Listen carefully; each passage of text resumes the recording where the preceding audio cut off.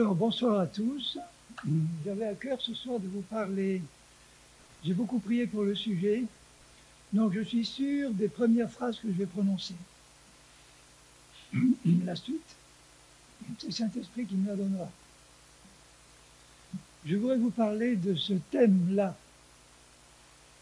Je l'intitule « Examinez-vous vous-même pour savoir si vous êtes dans la foi ».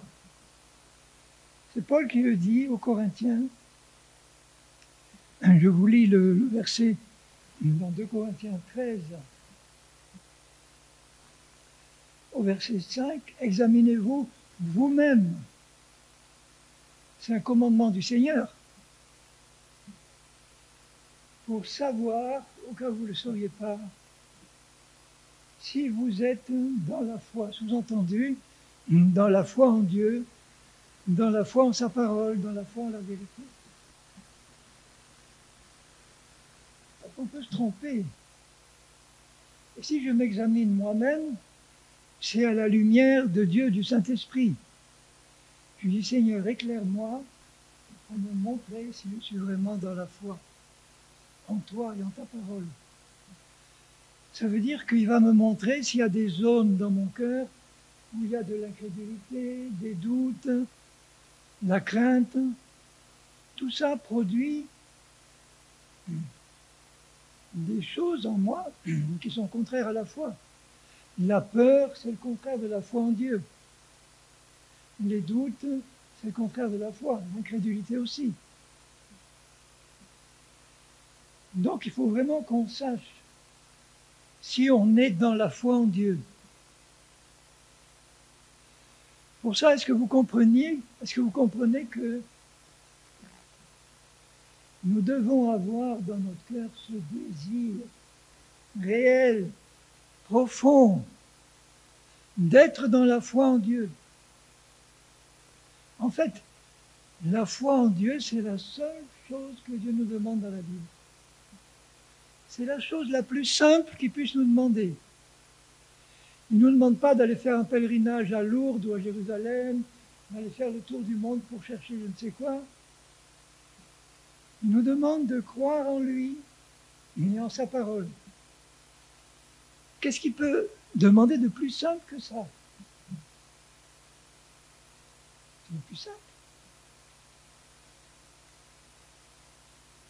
Et apparemment, c'est apparemment difficile pour beaucoup de chrétiens de croire en Dieu. On va voir ce qui peut nous empêcher de croire. Beaucoup. Mais si je regarde un peu le contexte avant et après ce verset, déjà, à la fin du chapitre 12, Paul leur dit, donc l'église de Corinthe, c'était la plus désastreuse des églises du Nouveau Testament. Ils étaient dans la pagaille, le désordre. Imaginez qu'il y avait des Corinthiens qui allaient encore fréquenter des prostituées. Il le dit dans la première épître. Il y en avait un qui se baladait ouvertement dans l'église avec sa belle-mère. Et personne ne disait rien.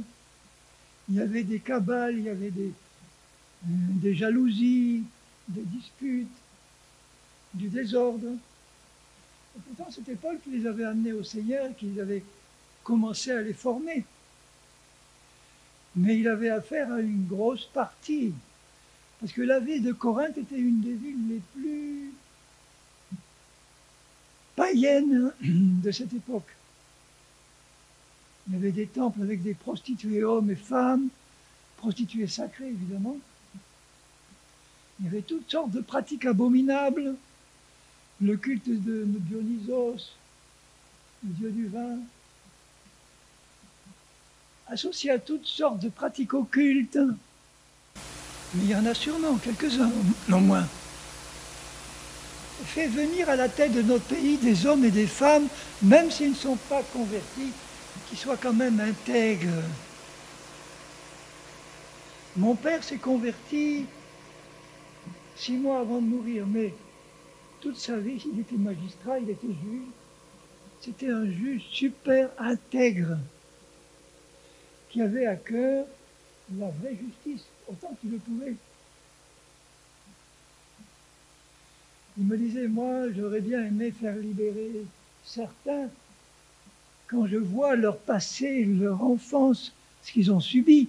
Je comprends comment ils ont pu devenir des criminels. J'aimerais bien les faire soigner et les libérer, mais je ne peux pas. Je suis juge, je dois appliquer la loi. Ils doivent être condamnés, justement. Donc il est possible de ne pas être converti et d'être intègre, honnête. Prions Dieu pour notre pays, que Dieu fasse disparaître de la direction de notre pays tout ce qui peut être corrompu, tant qu'il est possible, qu'on puisse avoir d'ici l'enlèvement un temps où on pourra respirer un peu mieux. Alors, il leur dit dans 2 Corinthiens 12, au verset 20, « Je crains de ne pas vous trouver à mon arrivée tel que je voudrais, d'être moi-même trouvé par vous tel que vous ne voudriez pas. » Parce que Paul dit que dans ses paroles, quand il était là, il n'était pas un bel orateur.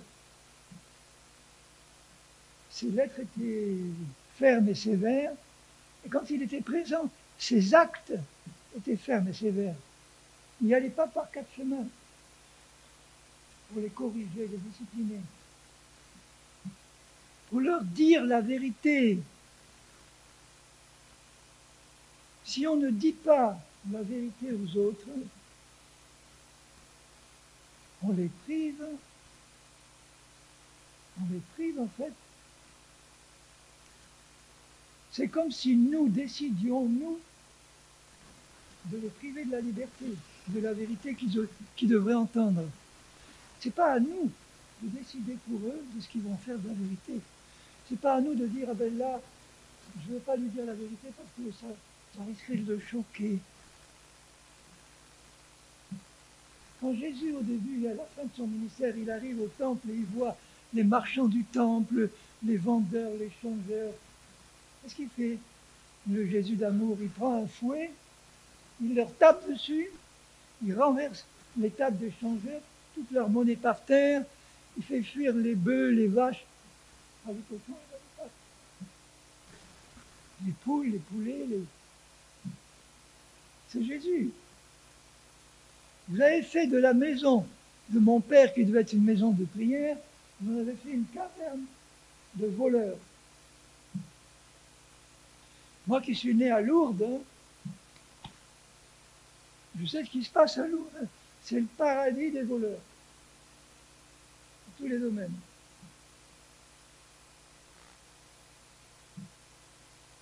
Vous avez des marchands d'objets de piété qui se font des fortunes. Mais des fortunes colossales. J'en ai connu. Ils mettaient les médailles à 10 francs le matin, et le soir, quand la procession des flambeaux revenait de la grotte, les médailles étaient à 30 francs. Et elles se vendaient comme des petits pains. Mais c'était des bons chrétiens.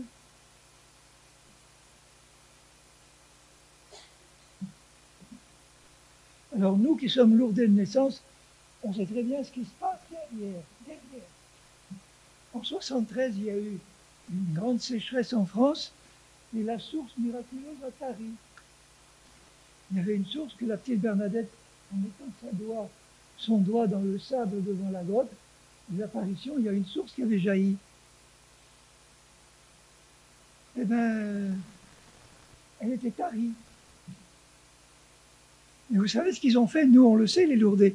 Ils ont branché les robinets, les pèlerins allaient. Ils ont branché sur l'eau de la ville. Il n'y a que la foi qui sauve. Bon. Il leur dit, je crains de trouver des querelles, de la jalousie, des animosités, des cabales, des médisances, des calomnies, de l'orgueil, des troubles. En fait, il savait très bien qu'il y avait toutes ces choses-là. Je crains qu'à mon arrivée, mon Dieu ne m'humilie de nouveau à votre sujet et que je n'ai à pleurer sur plusieurs de ceux qui ont péché précédemment et qui ne se sont pas repentis de l'impureté, de l'impudicité, des dissolutions auxquelles ils se sont livrés. Je vous garantis que quand Paul est venu, il n'a pas mâché ses mots. Hein. Il leur dit au début du chapitre 13, « Je vais chez vous pour la 3e fois. Toute affaire se réglera sur la déclaration de 2 ou de 3 témoins. Lorsque j'étais présent pour la 2e fois, j'ai déjà dit, et aujourd'hui que je suis absent, je le dis encore d'avance, à ceux qui ont péché précédemment et à tous les autres qui ne se sont pas repentis que si je retourne chez vous, je n'userai d'aucun ménagement. » Vous allez savoir ce que c'est qu'un apôtre. Et s'il y en a qui ne sont pas contents, qui dégagent. C'est ça qu'il leur disait. Celui qui sortait avec sa belle-mère, il l'a livré. Il a dit, comment? Vous ne les avez pas mis à la porte? Eh bien, moi qui suis absent, mais vous et moi rassemblés avec mon esprit et l'esprit de Dieu, qu'un tel homme soit livré à Satan pour la destruction de sa chair, de son corps, pour que son esprit soit sauvé au jour de Christ. C'était un chrétien, baptisé du Saint-Esprit, qui vivait dans l'impudicité, dans le péché, qui risquait de perdre son salut s'il ne se repentait pas. La doctrine selon laquelle, une fois sauvé, toujours sauvé, on ne peut jamais perdre son salut, c'est une fausse doctrine. Sinon, il n'y aurait pas tous ces avertissements de la parole qui nous disent « faites attention, faites attention ». Si j'étais sauvé une fois pour toutes, un jour, dans une autre ville où j'étais avant, sur la route, je prends un pauvre gars qui m'avait l'air vraiment SDF, mal habillé, mal rasé. Bon, je le prends, je l'amène chez moi pour lui donner à manger. Et puis je lui annonce l'évangile. Et il me dit, mais je connais tout, je suis un ancien pasteur. Mais je suis retombé dans le sexe, la drogue. Mais comme je ne peux pas être perdu, je suis toujours sous la grâce de Dieu. Je dis, mon gars, tu te mets le doigt dans l'œil jusqu'au coude. Si tu ne te repens pas, je crois que tu vas entrer au paradis avec tout ce que tu pratiques là maintenant.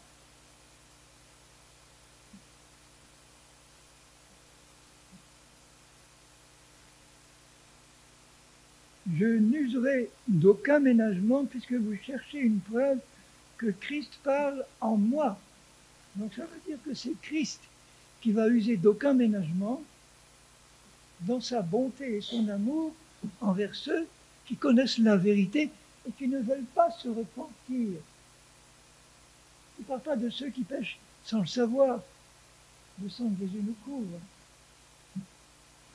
mais de ceux qui pêchent, qui savent qu'ils ne sont pas en ordre, et qui disent, bon Seigneur, attends, je sais que tu es bon, tu es patient, alors attends un peu, je n'ai pas envie de me repentir tout de suite.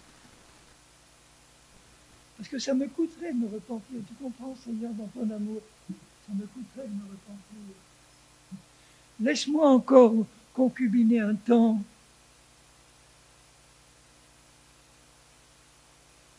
Laisse-moi encore coucher avec celle qui n'est pas ma femme. Parce que c'est tellement dur, Seigneur, tellement dur de résister à la tentation. J'y arrive pas. Oui, mais s'il disait honnêtement, j'y arrive pas, Seigneur, mais j'essaye de tout mon cœur, mais j'y arrive pas, aide-moi. Je t'en supplie, aide-moi. Jésus aiderait.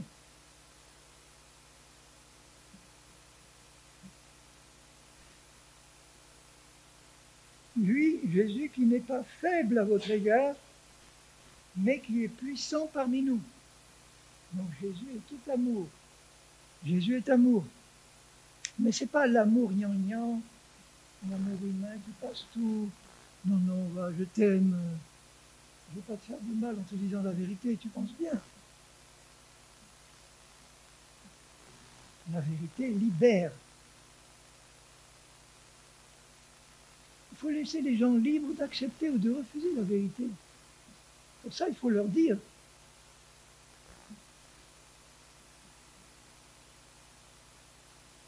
Car il a été crucifié à cause de sa faiblesse, mais il vit par la puissance de Dieu.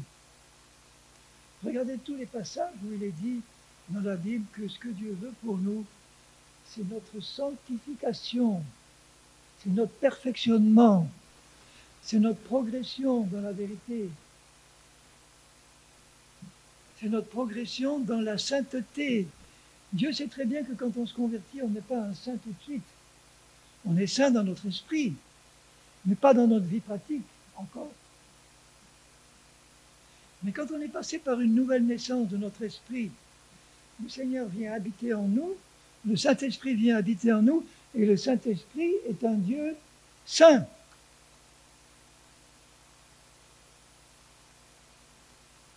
Et c'est pour ça qu'il nous dit, soyez saints, car je suis saint. Soyez saints comme je suis saint. Tout le processus de notre vie chrétienne, c'est de nous amener à la perfection. Il y en a qui rechignent. Ah, Jésus, mais tu vas trop vite.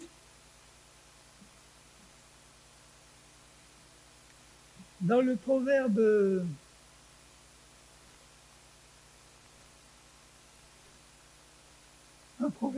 il y a un proverbe qui dit « La crainte de l'Éternel, c'est le commencement de la sagesse, mais ce n'est pas celui-là auquel je pense. La crainte de l'Éternel, c'est la haine du mal, la haine du péché, la haine de tout ce qui est charnel, la haine de tout ce qui est rébellion contre Dieu, la haine de tout ce qui est mauvais au regard de Dieu, parce que Dieu est saint.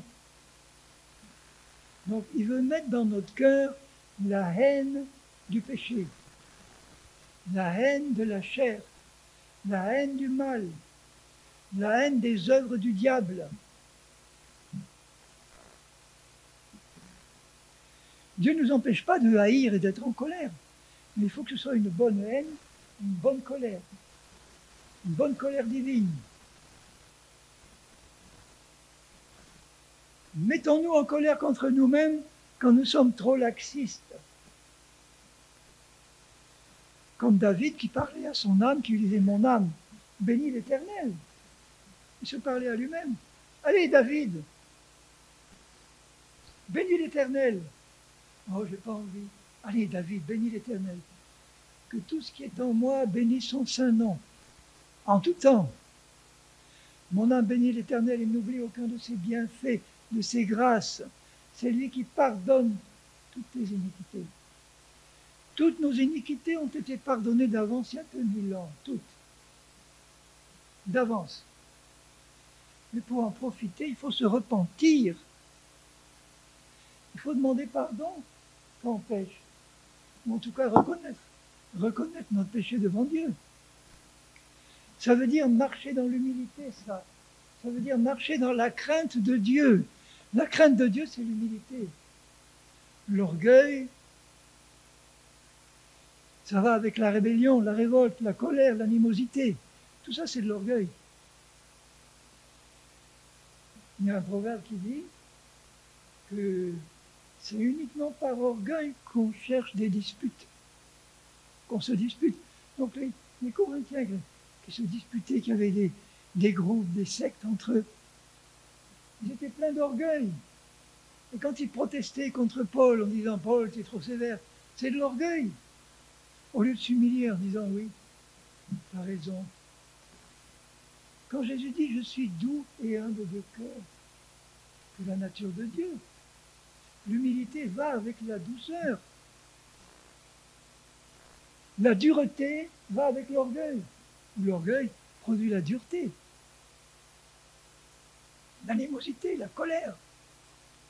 Mais est-ce que tu réalises que derrière l'orgueil, il y a l'esprit de Satan? L'orgueil, l'égoïsme, la haine, c'est la nature même de Satan. C'était notre nature avant. C'est la nature de la chair qui habite dans notre corps. Et Satan n'est pas content de nous voir progresser dans la sanctification. Ça ne lui plaît pas du tout. Il veut toujours nous faire traîner la patte pour nous dire, attends un peu, va pas trop vite en matière de sanctification, tu risques de devenir un légaliste religieux. Il va sortir toutes sortes d'arguments pour nous freiner. Alors que Dieu nous dit, mais abandonne-toi entre mes mains, laisse-moi faire. Je sais très bien comment te traiter. Je sais très bien comment agir avec toi, avec bonté, douceur et amour, pour changer ton cœur, pour faire comprendre mes priorités. La priorité de Dieu, c'est toujours l'amour et la sainteté. Donc quand il dit examinez-vous vous-même, et quand il dit pour voir si vous êtes dans la foi, éprouvez-vous vous-même. Les deux verbes examinez-vous et éprouvez-vous, c'est ces deux verbes qui étaient utilisés par les orfèvres ou par ceux qui frappaient la monnaie. Ceux qui frappaient la monnaie, ils fondaient de l'or, ils mettaient l'or dans un moule, ensuite ils le frappaient dans une presse et il en sortait une pièce qui devait avoir un certain poids d'or bien défini. Mais il y avait des faussaires qui refondaient les pièces, qui refaisaient des moules, qui mélangeaient 10% de cuivre dans l'or, ils récupéraient l'or. Donc, il y avait des gens qui étaient chargés d'examiner les pièces, de les peser, de voir si c'était vraiment de l'or. Ils avaient des moyens de le faire. Et d'éprouver l'or, d'éprouver les pièces, pour pouvoir dire, c'est bon, c'est conforme à ce qu'on avait décidé, c'est de l'or pur. Il n'y a pas de mélange. Donc quand il dit éprouvez-vous vous-même, ça veut dire regardez votre foi et étudiez-la pour bien savoir s'il n'y a pas de mélange là-dedans. Si votre foi est pure.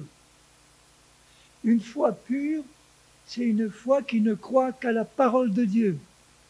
Une foi mélangée, c'est une foi qui croit en partie à la parole de Dieu et en partie aux doctrines des hommes, ou aux mensonges du diable, ou aux traditions des hommes.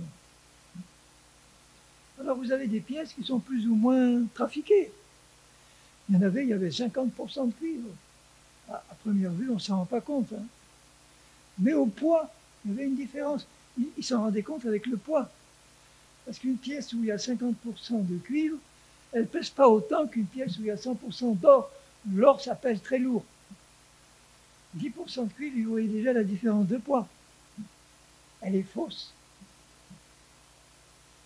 Donc, qui c'est qui va faire cet examen-là? Il nous dit, examinez-vous vous-même. Comment je vais examiner ma foi? Rappelez-vous que la foi, c'est la capacité de croire. C'est tout, capacité de croire. Tous les hommes sont nés, Dieu leur a donné à tous les hommes la capacité de croire. Les hommes ont besoin de croire à quelque chose ou à quelqu'un. Un sauveur humain, un chef, un antichrist. Les hommes ont besoin de croire au pape, à des figures dans lesquelles ils vont mettre leur foi. Ils ont besoin de croire, sinon il n'y aurait pas tant de religions. Toutes les religions sont fondées sur des croyances.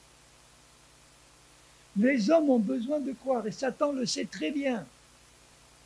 C'est pour ça qu'il arrive en ange de lumière, avec ses doctrines bien ficelées. Il arrive vers des chrétiens, il va leur présenter ses mensonges, avec 10% de mensonges, comme dans la pièce, 90% de vérité.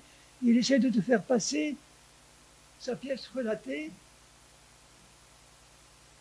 Et si tu la gobes comme ça sans vérifier, sans peser, vérifier, eh bien, tu vas accepter quelque chose de mélangé. Dieu n'aime pas les mélanges, vous savez, il n'aime pas. Il est pur. Il aime la pureté.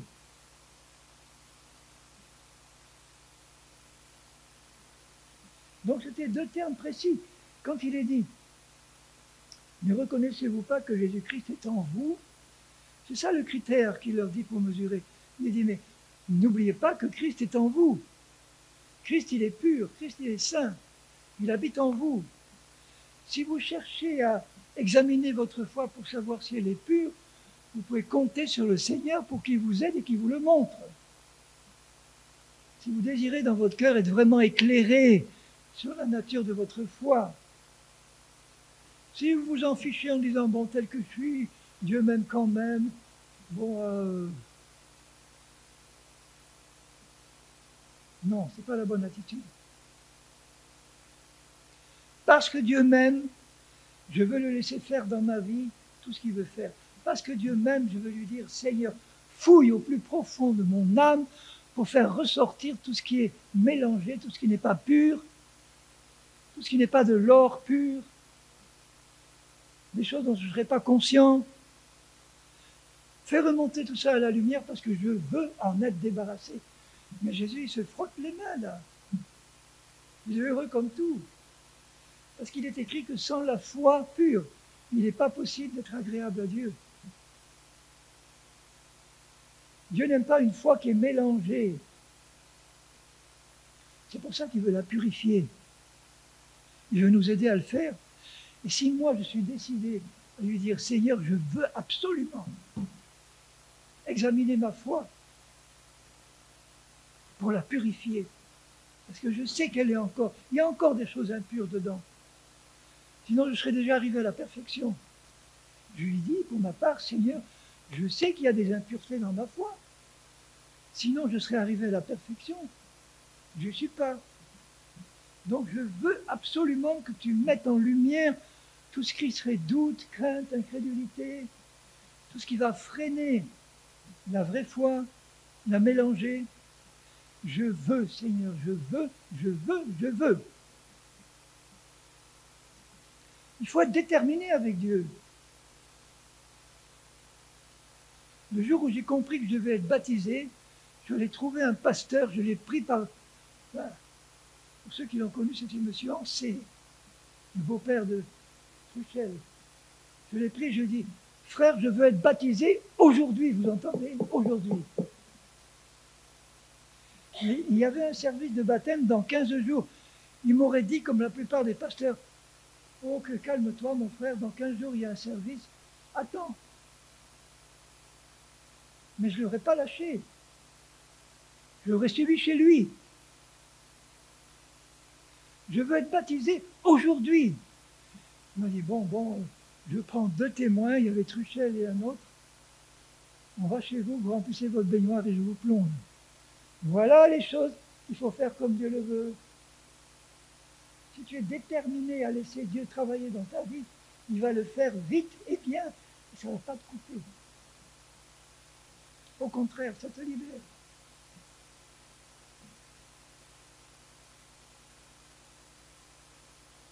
Alors, quand il dit, ne savez-vous pas que Jésus-Christ est en vous, à moins que peut-être vous ne soyez réprouvés. Et le mot réprouvé, c'est le mot utilisé par les orfèvres pour dire mélanger. De l'or mélangé à autre chose. Ça ne veut pas dire réprouvé, rejeté par Dieu et rejeté en enfer. Non. Une pièce réprouvée, c'est une pièce qui était déclarée pas conforme à ce qu'elle devrait être. Donc elle n'était pas mise en circulation. On la mettait de côté, on la refondait pour enlever ce qui était impur. Quand on refonde de l'or impur, l'impureté monte toujours à la surface parce que l'or est plus lourd. Et quand elle monte à la surface, un petit coup de... et l'or devient pur. À ce moment-là, il est approuvé. Réprouvé, ça veut dire encore mélangé.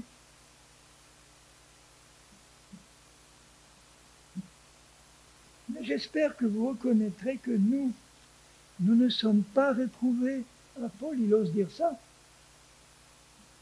Je ne suis pas réprouvé au sens où tout ce que j'ai accepté dans ma vie, tout ce à quoi je suis attaché, j'ai fait en sorte que je sois attaché à ce qui est pur, à ta parole seule.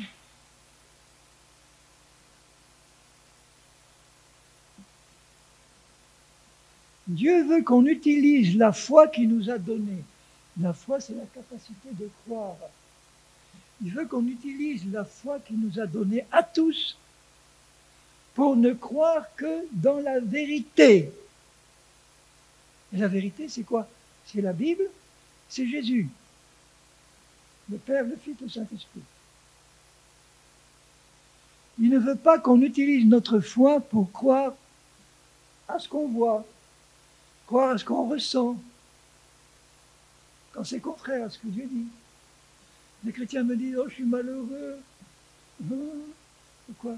Parce que je ne me sens pas aimé par Dieu. Tête à claque. La Bible dit que tu es aimé. Tu n'as pas besoin de le sentir. Parce que le diable va te faire sentir rien du tout. Ou va même te faire sentir que tu n'es pas aimé. C'est des mensonges tout ça. Il faut apprendre à ne plus vivre selon ce qu'on ressent, selon ce qu'on voit ou ce qu'on entend. Quand ce n'est pas en accord avec la parole de Dieu. Le vrai serviteur, la vraie servante de Dieu, c'est celui ou celle qui est sourd par rapport à tout ce que le monde, ou l'ennemi, ou sa chair, ou sa nature charnelle, essaye de lui faire passer. Il faut apprendre à ne plus tenir aucun compte de ce qu'on voit, ou de ce qu'on entend, ou de ce qu'on ressent, ou de ce qu'on ne ressent pas, quand ce n'est pas en accord avec ce que Dieu dit.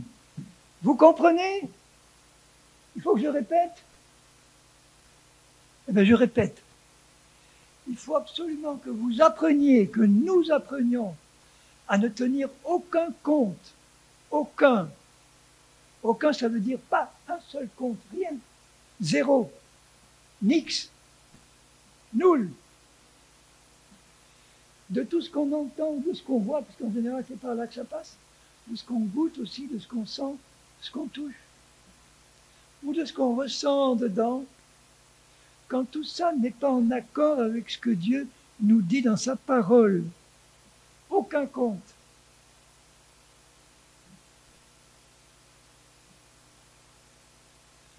Ah ben ce mois-ci, la fin de mois est dure, je ne vais pas arriver jusqu'à la fin de mois. On est le 20, il n'y a plus rien sur mon compte. Misère, misère, mais qu'est-ce que je vais devenir? Alors on commence à piocher à droite, à appeler un frère. Tu sais, frère, ça ne va pas, je suis fauché. Non, je ne suis pas là pour te mendier, mais je suis là pour te dire que je suis fauché. On va demander une avance au patron. Mais est-ce que ce sont des méthodes spirituelles, ça, pour avoir le secours que Dieu veut nous donner? Alors que Dieu dit dans sa parole qu'il est le Dieu qui veut pourvoir à tous nos besoins, avec richesse. Et que si on est en manque, il est là pour nous donner. Ça, j'ai appris ça dès le début. Quand à l'âge de 46 ans, Dieu m'a appelé à renoncer à mon travail pour aller marcher par la foi, c'est-à-dire en ne comptant que sur lui, il a attendu que toutes mes économies soient réduites à zéro. Parce que jusque-là, je comptais sur mes économies. J'avais à peu près, en monnaie aujourd'hui, à peu près 40 000 euros d'économies. C'est pas grand-chose. Mais il a fallu que j'achète une voiture nouvelle, qu'on déménage dans une nouvelle maison beaucoup plus grande et plus chère. On achète un piano pour les enfants, et ci et ça. Et au bout de 6 mois, il restait plus rien. 25 centimes il restait. Mais comme j'avais une parole de Dieu qui m'avait dit « démissionne et va prêcher l'évangile par la foi », c'est-à-dire que moi, Dieu, je vais pourvoir à tes besoins, surnaturellement, à partir du moment où il n'y avait plus rien, même les 25 centimes ont été dépensés pour acheter une demi-baguette à un de mes enfants, eh bien le lendemain, les miracles ont commencé, et il y en a eu un par jour au moins. Ce qui fait que ça a enlevé de mon cœur toute crainte par rapport à l'argent, toute crainte de manquer. Je n'ai jamais rien demandé un sou à personne, ni à la banque. Tout m'a été donné par Dieu. C'est merveilleux comme vie. Il m'a donné un terrain d'1 hectare, il m'a donné de quoi réparer la vieille maison tombé en ruine. Tout ça sans rien demander à personne, ni à la banque, ni rien. C'est tombé. Dieu s'est souvent servi de quelqu'un à qui j'ai rien demandé. Mais pour vous dire que quand on fait confiance à Dieu, donc j'ai plus aucune crainte en ce qui concerne l'argent. Il y en a qui me disent oui, mais on va avoir des temps difficiles. Notre pasteur nous a dit qu'il fallait faire des provisions parce qu'on risque d'avoir une crise économique. Il faut mettre plein de provisions dans nos caves. Incrédule.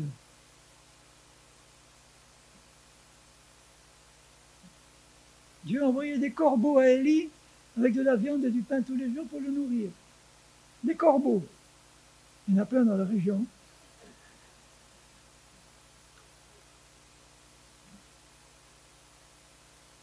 On ne manquera de rien. Rien, si on fait confiance à Dieu. Mais pour ça, il faut mettre notre foi, il faut l'appliquer sur une promesse de notre Dieu. Là, elle est pure.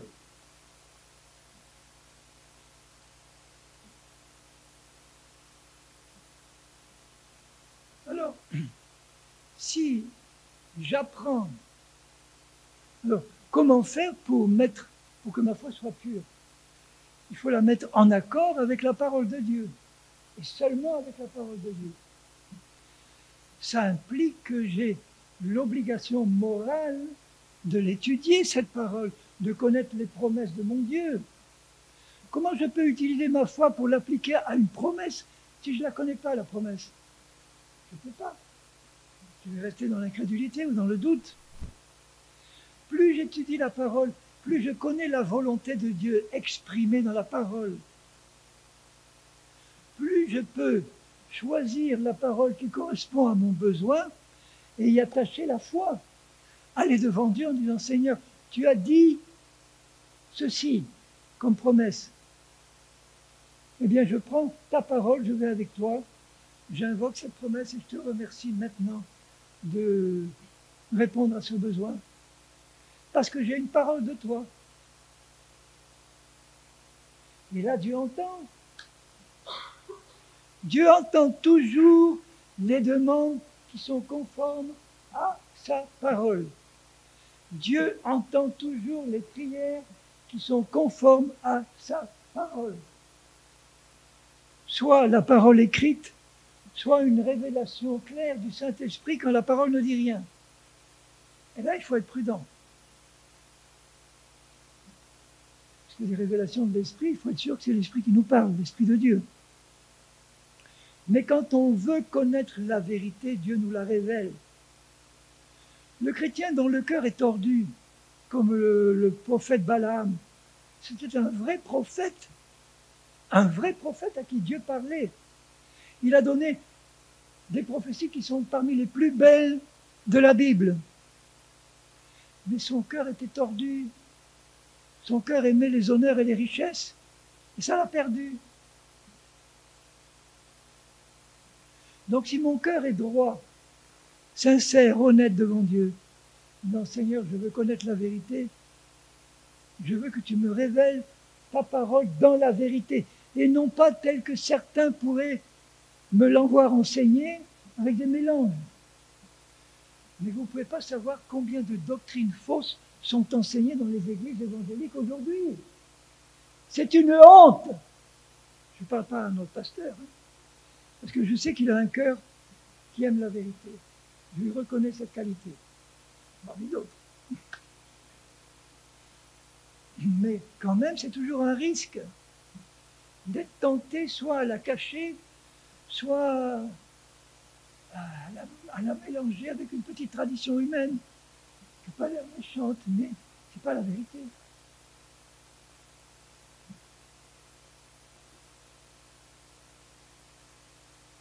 Que de mensonges sont enseignés, que de fausses doctrines.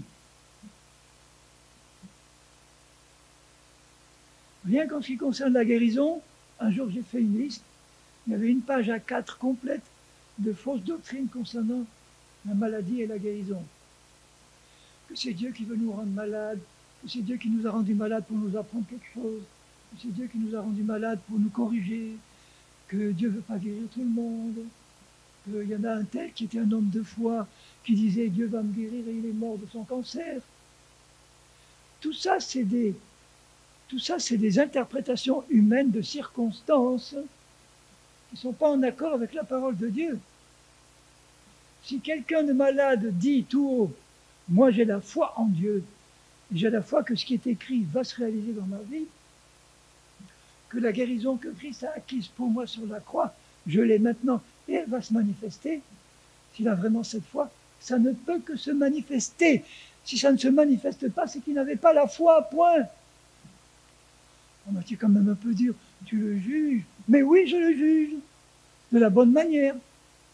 De savoir que ce qui s'est passé dans sa vie contredit ce qu'il disait.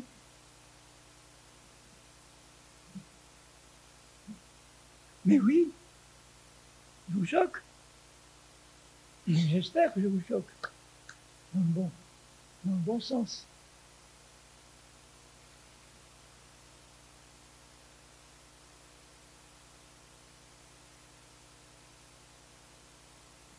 Puisqu'on parle de guérison, il faut que je fasse un message pour rappeler un peu la guérison. Je ne vais pas en faire ce soir, mais ma conviction, c'est que Dieu veut toujours guérir absolument tous ceux qui sont malades, sans une seule exception.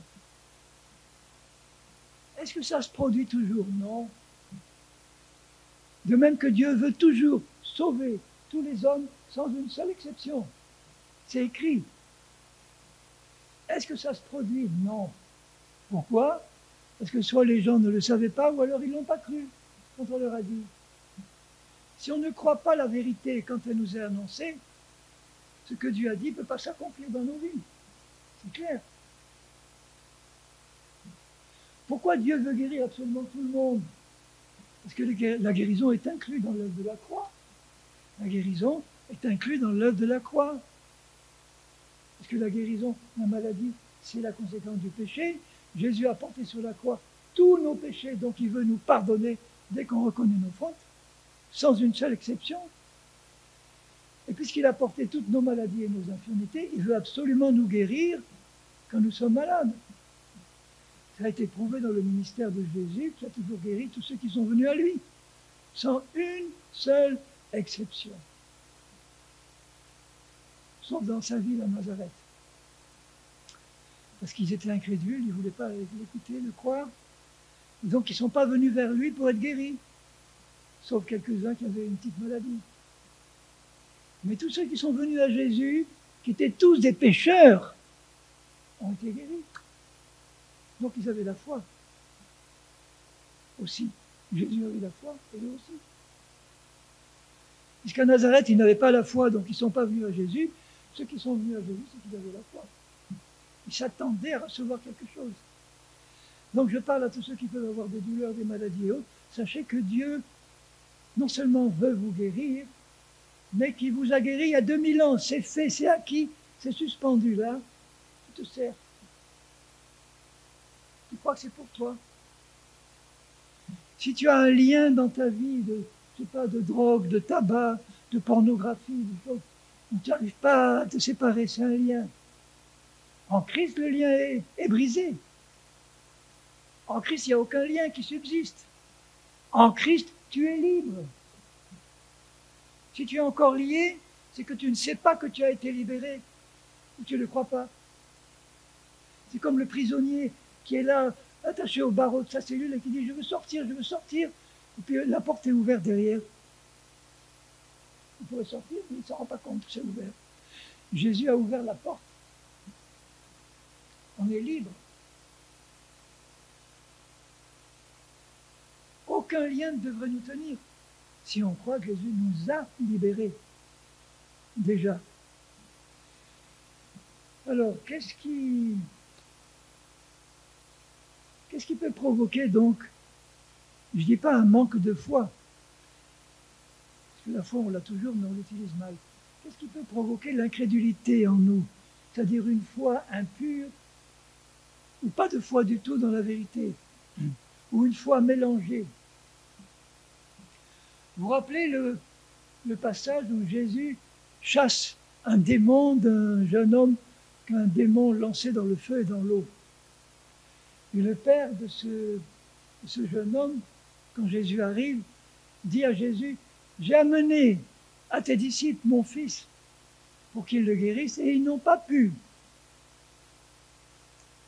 Alors Jésus se tourne vers eux et leur dit, race incrédule et perverse, jusqu'à quand je vais vous supporter? Jusqu'à quand je vais être avec vous? Aujourd'hui, il dirait peut-être pas race incrédule parce que ça fait un peu raciste. Mais il dirait bande d'incrédules. C'est ça qu'il dirait en fait. Ou espèce d'incrédules. Mais il nous le dirait à nous. Il serait là à ma place. S'il voyait, je ne sais pas si c'est le cas, s'il voyait que la plupart ici sont dans l'incrédulité, il dirait, mais espèce d'incrédule, quand est-ce que vous allez décider à croire à ce que je vous ai dit? Donc il ferait une petite leçon de rappel, tout ce qu'il nous a dit. Il me dit maintenant, je m'attends à ce que vous attachiez votre foi à ce que je vous ai dit. Donc il leur dit, race incrédule et perverse, amenez-le-moi. Il le chasse, et après en privé, parce qu'ils n'osaient pas le faire en public, mais pourquoi on n'a pas pu, nous les disciples, on n'a pas pu le chasser? Jésus leur dit, c'est à cause de votre incrédulité. Il ne dit pas à cause de votre manque de foi, à cause de votre incrédulité. Et il ajoute, cette espèce-là ne peut partir que par le jeûne et la prière. Et les traducteurs ont ajouté cette espèce de démon. Mais ce n'est pas dans le grec. Cette espèce-là, espèce de quoi? Il vient de parler d'incrédulité. Il leur avait déjà donné le pouvoir de chasser tous les démons, quelque temps avant. Je vous donne le pouvoir de chasser tous les démons. Il ne leur a pas dit, à condition que vous puissiez jeûner et prier pour chasser les plus gros. Non. Donc il ne dit pas qu'il faut jeûner et prier pour avoir la force et la foi de chasser les démons. Mais qu'est-ce que fait le jeûne et la prière quand on jeûne et quand on prie? Quand on jeûne et qu'on prie, on dit à la chair qui a envie de manger, qui a envie de se régaler, on lui dit stop maintenant. Tu restes dans ton coin tranquille. J'ai faim. Tu ne bouges pas. C'est pas toi qui commandes, c'est moi. Je jeûne. Pouvoir prier, étudier la Bible. Alors au bout de 3 heures, la chair te dit, t'envoies une bonne poussée de faim. C'est le moment. Diling, diling. C'est le moment de manger. Et tu lui dis, non, je vais encore rester jusqu'à ce soir. Et si ce soir tu m'embêtes, eh bien, demain je continuerai à jeûner.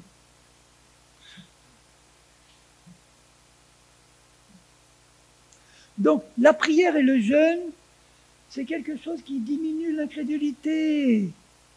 Parce que ça nous permet de passer du temps devant Dieu, à prier, à étudier sa parole, et à mettre les besoins de la chair à l'arrière-plan.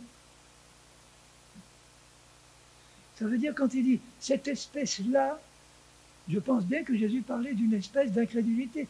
Votre incrédulité dont vous avez fait preuve là maintenant,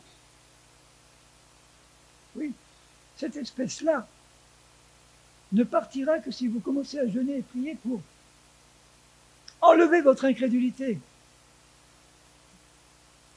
Alors qu'est-ce qu'il y a comme espèce d'incrédulité? J'en vois au moins 5, rapidement. L'incrédulité causée par l'ignorance. Si vous ne connaissez pas la parole de Dieu, évidemment vous êtes incrédule. Parce que vous ne pouvez pas attacher la foi à quelque chose que vous ne connaissez pas. Ça, c'est une incrédulité. Deuxième type d'incrédulité, une incrédulité causée par toutes les fausses doctrines que vous avez avalées. Parce que quand on avale une fausse doctrine, quand on reçoit une fausse doctrine, forcément, on croit en un mensonge. Et c'est de l'incrédulité. On gaspille la belle foi que Dieu nous a donnée pour l'attacher à un mensonge qui va produire dans notre vie ce que le mensonge est destiné à produire, c'est-à-dire la mort, la destruction. Ça, c'est un type d'incrédulité. Troisième type d'incrédulité, causé par la rébellion claire et nette. On sait que Dieu a parlé, on sait ce qu'il a dit, mais on lui dit en face, non, je ne le ferai pas. Ça, c'est l'incrédulité des Hébreux dans le désert.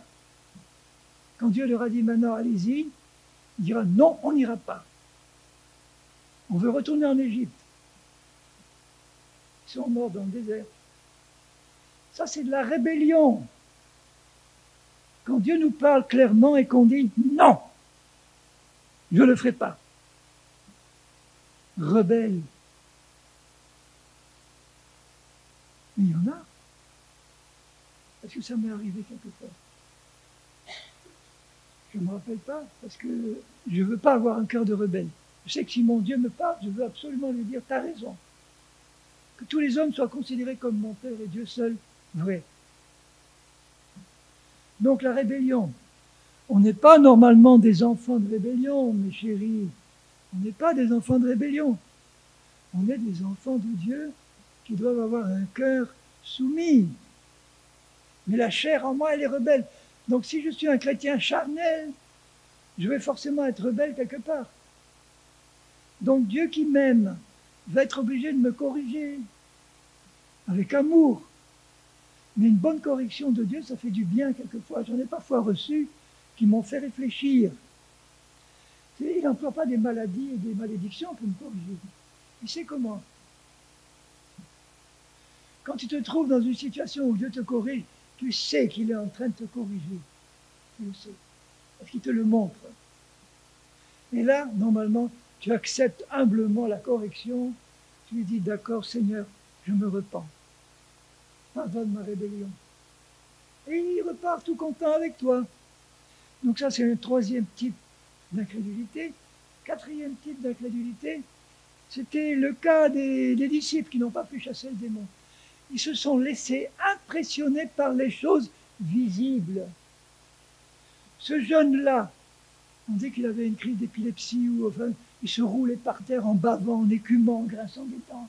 C'était horrible à voir. Un jour, j'étais ado en Afrique, j'ai vu un Africain qui avait une crise d'épilepsie, mais moi, j'étais vraiment impressionné. C'était horrible à voir, horrible. Et je comprends que eux, ils avaient commencé à chasser des démons avec succès. Donc, quand on leur a amené ce jeune homme, ils étaient tout feu tout flamme en disant ça va être pareil, on va y aller. Mais au nom de Jésus, ils commençaient à écumer, à se rouler. Ils ont été impressionnés.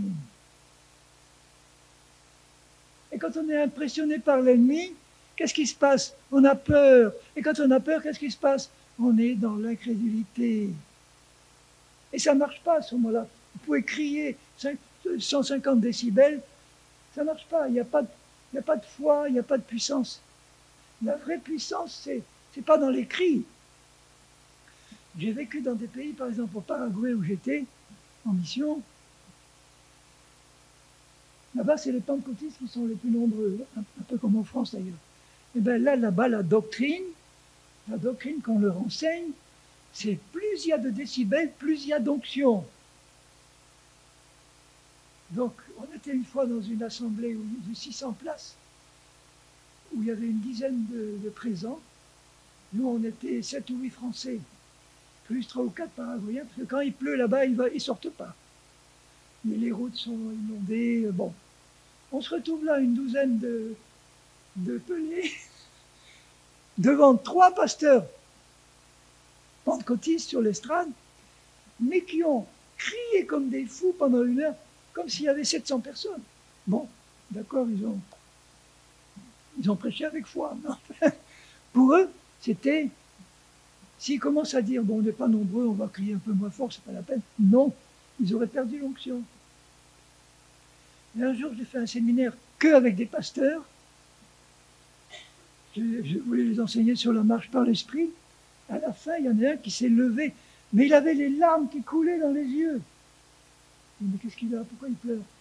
Il a dit à tous les camarades pasteurs, écoutez, mes frères, c'est la première fois que je réalise qu'on peut prêcher calmement tout en ayant l'onction. Vous voyez les fausses doctrines qui arrivent là? Il faut que tu cries pour être roi. Donc, quand on se laisse impressionner par des circonstances négatives, ça peut être dans n'importe quel domaine de ta vie, par une fin de mois difficile, par un patron qui t'embête, par une promotion qu'on a donnée à quelqu'un qui est venu après toi mais que toi tu n'as pas eu, des injustices, des mauvais traitements, des choses qui font rugir la chair. Au lieu de commencer à t'exciter, à t'énerver, à te plaindre, reste en paix. Ne sois pas impressionné par les choses qui se passent, qui sont quelquefois très impressionnantes quand ça arrive.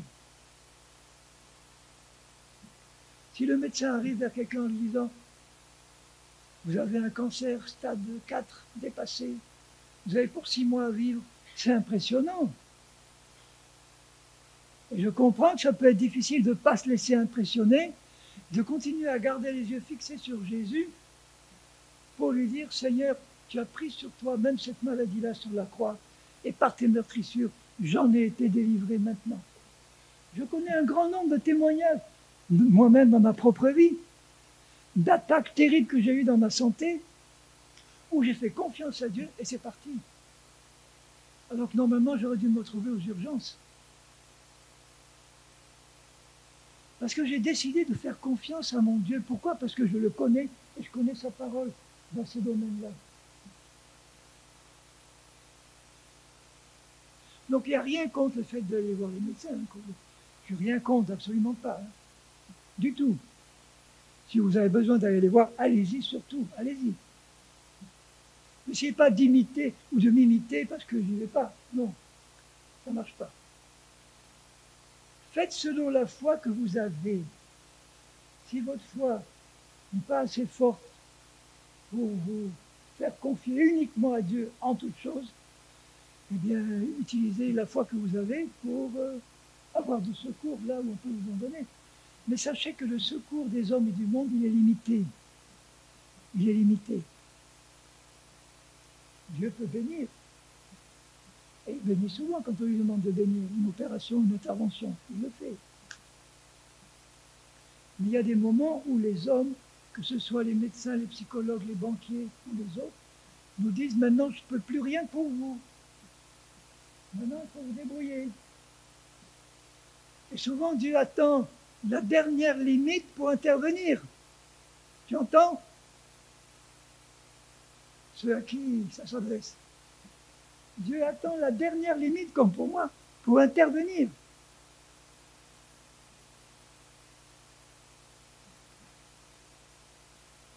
Donc utilisez le secours des hommes quand ça vous fait du bien, mais mettez pas le secours des hommes avant Dieu. Mettez d'abord Dieu. Si vous avez besoin d'être secouru, vous allez à la banque pour faire un emprunt. Ce que je ne ferai jamais, mais je ne vous conseillerais pas de m'imiter. Faites selon. Je connais une église où je vais aller prêcher bientôt en Bretagne. Ils louaient une petite salle qui leur coûtait assez cher. Et juste à côté, il y a eu un laboratoire qui s'est libéré, qui faisait une salle idéale pour eux, avec un bureau, possibilité de faire des extensions, ça pour enfants et tout. Et ils n'avaient pas assez pour acheter, ça leur coûtait pas très cher. Hein. Je ne me rappelle plus le prix, mais c'était vraiment un prix juste dérisoire. Parce que c'était un bâtiment à usage commercial. Ils ont réuni ce qu'ils avaient, ils ont demandé un prêt pour ce qui manquait, qui n'était pas grand-chose, et le prix du remboursement était moins élevé que le prix du loyer qu'ils avaient. Donc, ils ont eu à cœur de le faire, et je pense que Dieu a approuvé. S'il avait décidé de faire entièrement confiance à Dieu, Dieu serait intervenu aussi. J'en doute pas.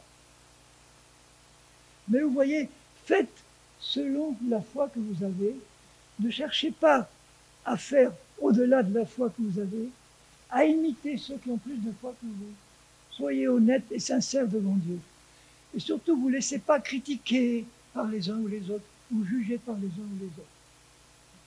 Apprenez à ne jamais tenir compte des jugements qui sont portés contre vous, quand vous réalisez dans votre cœur qu'ils ne sont pas vrais. Je me fiche complètement de ce que les gens peuvent dire de moi, complètement. Si ce qu'ils disent, je sais que ce n'est pas vrai. Ça m'indiffère complètement. Alors là, et ça enrage Ceux qui me critiquent, ils aimeraient bien qu'ils me défendent. Ne te défends pas, laisse Dieu te défendre. Donc ça, c'était la quatrième. Pas se laisser impressionner par les choses visibles ou sensibles. Et garder les yeux fixés sur Jésus et sa parole. Et la cinquième cause d'incrédulité, c'est avoir un cœur qui te condamne. Il le dit, Jean, dans sa première épître. Si notre cœur nous condamne, nous n'avons pas d'assurance devant Dieu. Notre cœur peut nous condamner à tort. Quand on est un peu légaliste et religieux, notre cœur va nous condamner constamment. C'est jamais bon, c'est jamais assez bon, c'est jamais suffisant. Il s'imagine que Dieu te demande toujours plus et plus et plus. Dieu n'est pas un Dieu pour des performances. Dieu est prêt à nous aider, à nous faire avancer en nous aidant avec amour. Il n'est pas là pour nous dire, allez, maintenant, tu n'en fais pas assez, il faut en faire plus. Tu pries pas assez, tu lis pas assez ta Bible, il faut en faire plus et plus et plus. Tout ça, c'est de la religion. Il va changer notre cœur pour nous donner envie de prier davantage, envie, nous motiver à lire davantage. On va comprendre à quel point c'est important de passer du temps à étudier la parole, à prier. Pour moi, prier, c'est parler constamment à Dieu tout au long de la journée parce qu'il est avec moi, il est en moi. Je suis dans la rue, je lui parle, je suis dans la rue. Je suis là, je lui demande, tiens, qu'est-ce que tu en penses? Tiens, Seigneur, bénis cette personne-là que je croise. C'est ça, être constamment en contact avec Dieu. Il vit là, en toi. Qu'est-ce que tu peux craindre des hommes ou de quiconque ou de Satan, sachant que le Dieu qui t'aime, il vit en toi, il t'aime, il est pour toi, il est avec toi. Il ne peut être contre toi que si tu es rebelle et que tu ne veux pas te repentir. J'espère que ce n'est pas ton cas. Et Dieu saurait quand même comment te prendre. Il saurait. Comment t'amener à te repentir, il saurait. Vous voyez ces différents types d'incrédulité. La solution, elle est toujours à peu près la même. Est-ce que tu aimes la vérité par-dessus tout? La vérité, c'est Dieu, c'est Jésus, c'est sa parole. Est-ce que tu aimes la vérité par-dessus tout? Tu dois dire dans ton cœur, oui, Seigneur. La chair qui habite dans ton corps, elle n'aime pas la vérité. Elle n'aime que le mensonge et l'erreur. Mais toi, en tant qu'enfant de Dieu, tu peux dire à Dieu, honnêtement, Seigneur, j'aime la vérité, même si tu ne le sens pas. J'aime la vérité parce que je sais que la vérité, c'est toi. Et tu me demandes de t'aimer par-dessus tout. Et si je t'aime, Dieu, de toutes mes forces, de tout mon cœur, forcément, j'aime aussi la vérité parce que Dieu est vérité. Jésus est vérité. Sa parole est vérité. Son esprit est vérité. Je suis un enfant de vérité. J'ai la haine du mensonge. Je ne dis pas la haine des menteurs, la haine du mensonge. La haine du péché. La haine de la maladie. On doit haïr la maladie. Haïr. C'est une œuvre de Satan. Trop de chrétiens sont passifs, ils sont malades, c'est comme ça. Depuis des années, c'est leur vie. Papa était malade comme moi, grand-papa était malade comme moi. Moi, j'ai la même maladie, c'est dans la famille, ça court dans la famille. Mais coupe! En Christ, c'est coupé. Ah, tu crois? Et puis ils sont passifs. Ils sont passifs. La passivité, c'est la pire des choses pour un chrétien. Sois actif. Sois puissant en parole et en œuvre. Comme Dieu le veut. Appuie ta détermination sur Christ et sur sa parole. Sois déterminé à un chrétien fidèle et à un chrétien qui a une foi pure. De plus en plus. C'est votre cas. C'est votre cas. Amen. Je le crois. Sinon, vous ne seriez pas ici. Vous seriez en train de regarder la télé ou autre chose. Je ne dis pas tous ceux qui ne sont pas venus, ils n'ont pas l'amour de la vérité, il faut avoir des raisons. Mais ce que je veux dire, c'est que qu'on soit ici ou ailleurs, on doit développer dans notre relation avec Dieu, dans notre relation d'amour avec Dieu, notre relation de Dieu avec nous, On doit développer cet amour pour sa parole. Parce que sa parole, c'est la vie. Elle est esprit et vie. Imagine la puissance atomique qu'il y a dans cette parole. Quand Jésus dit « mes paroles sont esprit et vie », mais c'est l'esprit du Dieu vivant. Du Dieu qui a créé l'univers par sa puissance, par sa parole, justement. Il y a là-dedans une puissance superatomique, divine, qui est dormante et qui ne peut être dégagée que si on y attache la foi. Dès que tu attaches ta foi à une parole de Dieu, ça dégage la puissance divine qui est dedans. Et tu en bénéficies. C'est là que les miracles se produisent. Si tu attaches ta foi à une parole de Satan ou une parole d'homme, qui est à peu près pareil, il y a aussi une puissance là-dedans. C'est une puissance de mort, de destruction. Donc si tu attaches ta foi à un mensonge du diable ou à une tradition d'homme, qu'est-ce qui va se passer? Tu vas dégager la puissance de mort qui se trouve dedans, et ça va t'attaquer. Et après tu diras, ah oui, qu'est-ce qui se passe? Pourquoi tu n'es pas intervenu, Seigneur? Pourquoi tu n'as rien fait? Et tu diras, mais paresseux, mais c'est toi le responsable, c'est pas moi. Pourquoi tu passes ton temps à voir des séries qui n'ont aucun intérêt? Ça ne t'édifie pas, ça te souille. Pourquoi tu passes autant de temps sur Face de boucle?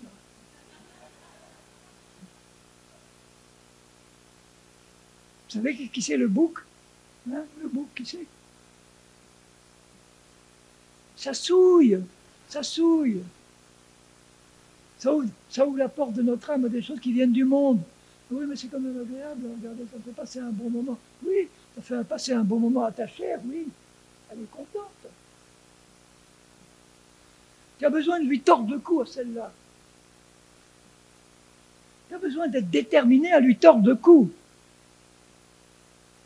à la maintenir dans la tombe, à discerner quand elle essaie de sortir pour assouvir ses désirs et ses besoins, à reconnaître que ça ne vient pas de Dieu.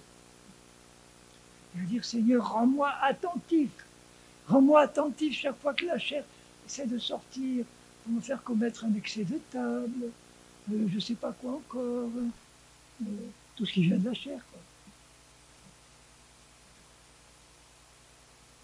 On est dans un combat spirituel qui est un combat à la vie, à la mort. Parce que si le diable pouvait, il nous tuerait, mais alors à l'instant. Hein. Et malheureusement, il y a beaucoup de chrétiens qui meurent prématurément. Parce qu'ils ont ouvert eux-mêmes leur porte au malin. Par leur incrédulité, par leur passivité, par leur manque de détermination. Un chrétien qui a une colonne vertébrale, c'est un chrétien qui est déterminé.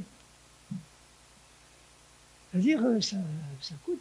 Être déterminé, ça veut dire, Seigneur, je veux arriver au but avec toi, mais pas au but, je veux arriver au but pas dans un état lamentable, à moitié mort.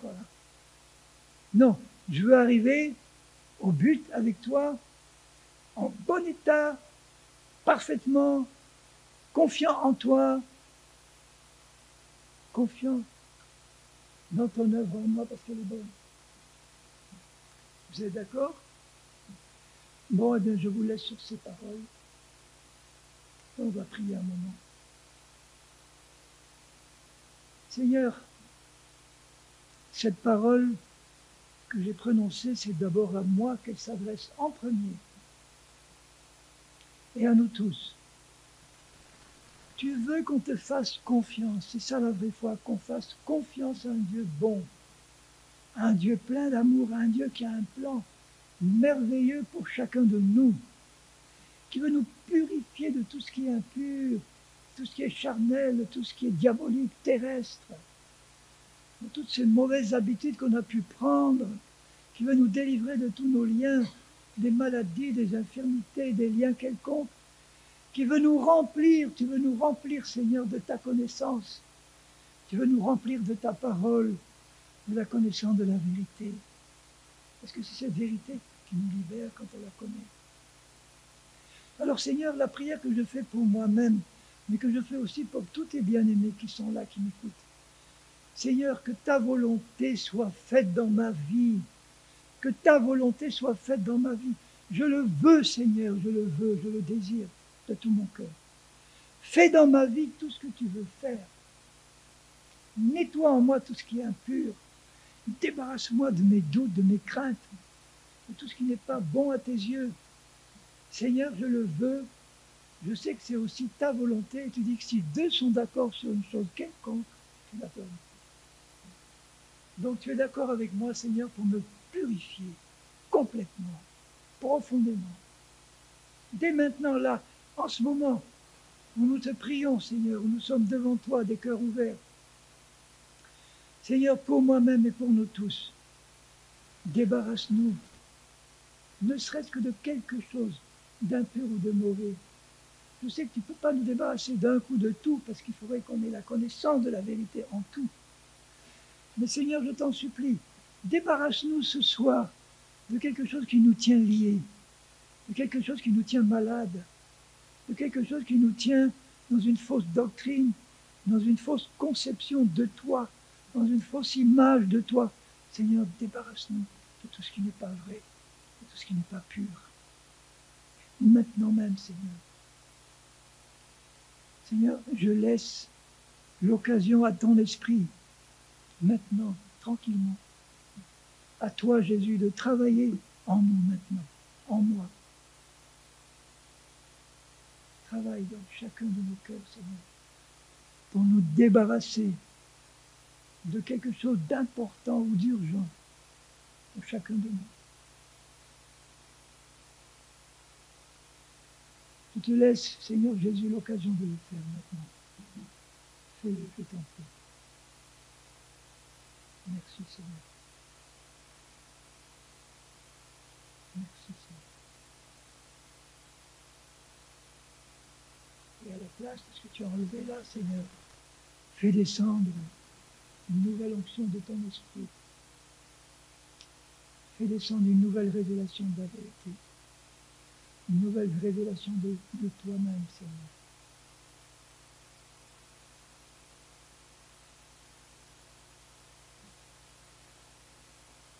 Merci, Père. Merci, Seigneur. Merci, Jésus. Merci, tu sais exactement comment agir avec chacun de nous. Merci, Père. Fais de moi et de nous des hommes et des femmes de foi, inébranlables dans la vérité. Merci, Seigneur. Merci, Père. Merci,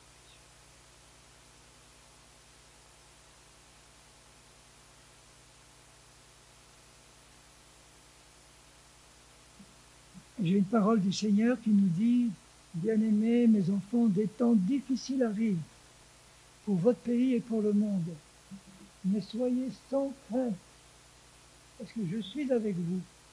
Je vous ferai traverser ces temps difficiles en pourvoyant à tout ce qui pourrait vous manquer. Je serai avec vous comme je l'ai toujours été. Je pourvoirai à vos besoins. Vous n'avez rien à craindre des temps difficiles qui approchent. Rien. Je suis avec vous et je suis pour vous. Merci Jésus. Merci Seigneur. On n'a rien à craindre.